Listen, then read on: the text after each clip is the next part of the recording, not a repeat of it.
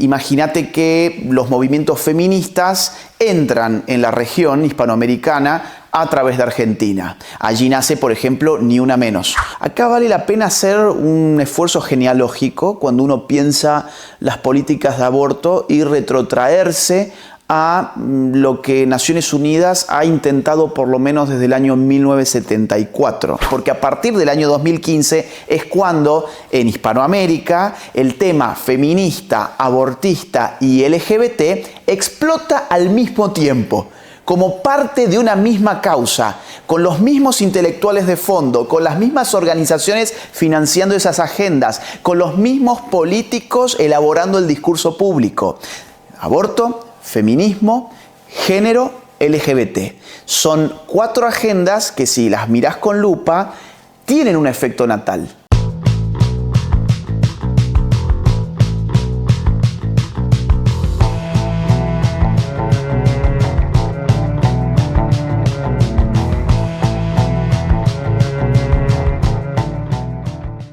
Yo como ciudadano empecé a sentir la presión de la Agenda 2030 alrededor del año 2015-2016, porque sobre todo lo que tiene que ver con los objetivos de género y natalidad empezó a manifestarse de una manera muy aguda en los países hispanoamericanos, y empezó además por Argentina. Argentina es casi como un laboratorio de prueba.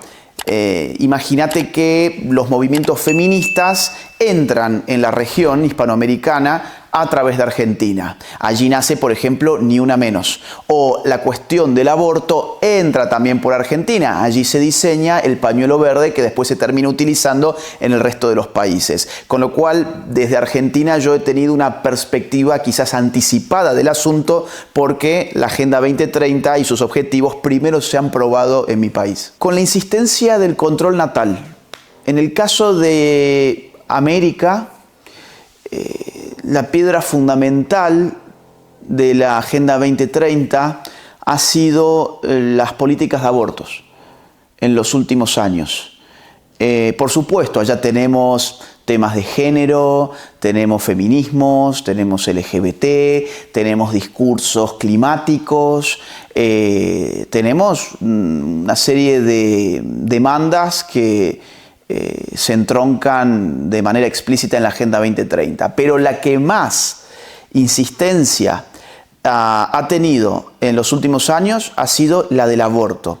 Y no es una casualidad. Acá vale la pena hacer un esfuerzo genealógico cuando uno piensa las políticas de aborto y retrotraerse a lo que Naciones Unidas ha intentado por lo menos desde el año 1974. En el año 1967, en Naciones Unidas se crea el Fondo de Población de Naciones Unidas. Ese Fondo de Población se propone como objetivo, entre otras cosas, monitorear el crecimiento demográfico. ¿Para qué? Para evitar una sobrepoblación, entre otras cosas más. ¿Bien?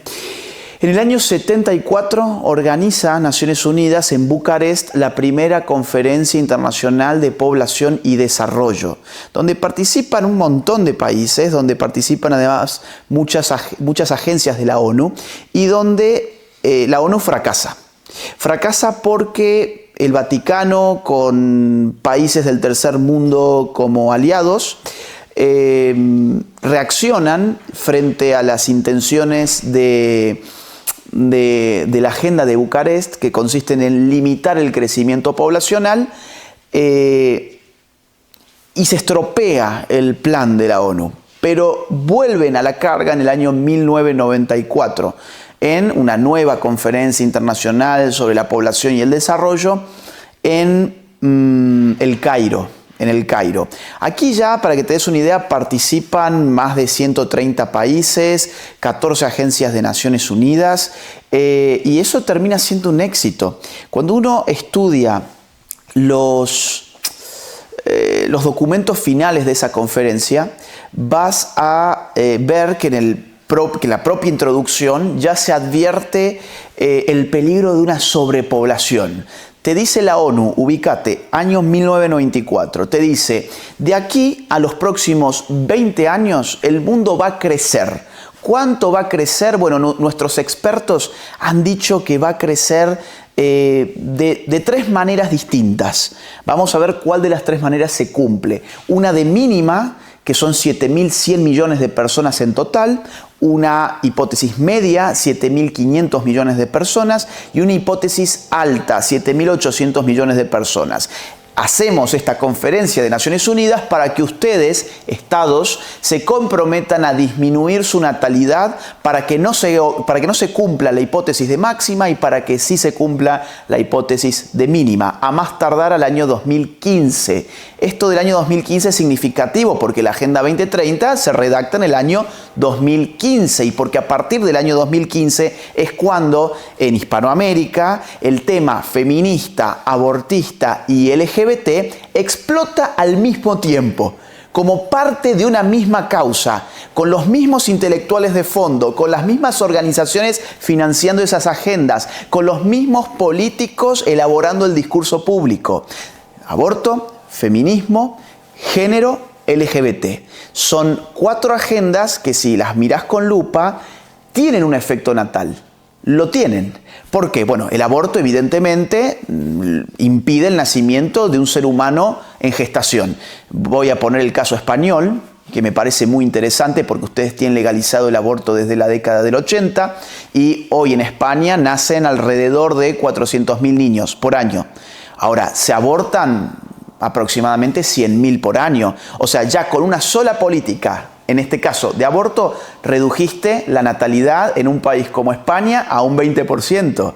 Si además estimulo agendas LGBT, pues logro la expansión de vínculos sexuales que no son reproductivos. Y si agrego una dosis de feminismo radical, tengo guerra de sexos.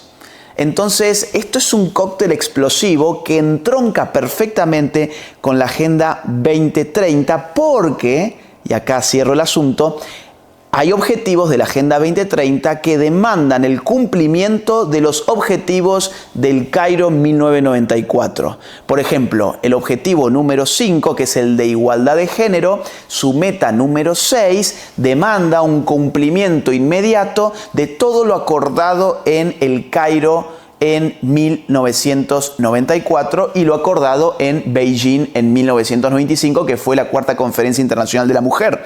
Ahora, cuando vos vas a ver qué se pactó en el Cairo en el año 94, te vas a encontrar con las medidas número 7, bien, 7.1, 7.2, 7.3, que le piden a los estados que a más tardar para el año 2015 legalicen una gama completa de servicios de salud reproductiva y planificación de la familia.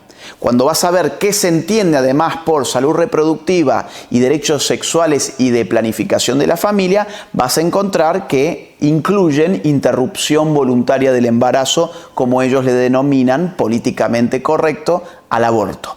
Entonces, claro, la gente aplaude la Agenda 2030, qué lindo, todos queremos igualdad de género, pero ¿por qué no pusiste la lupa y no te pusiste a leer los documentos que están encriptados en la enunciación de las metas específicas de cada uno de los objetivos?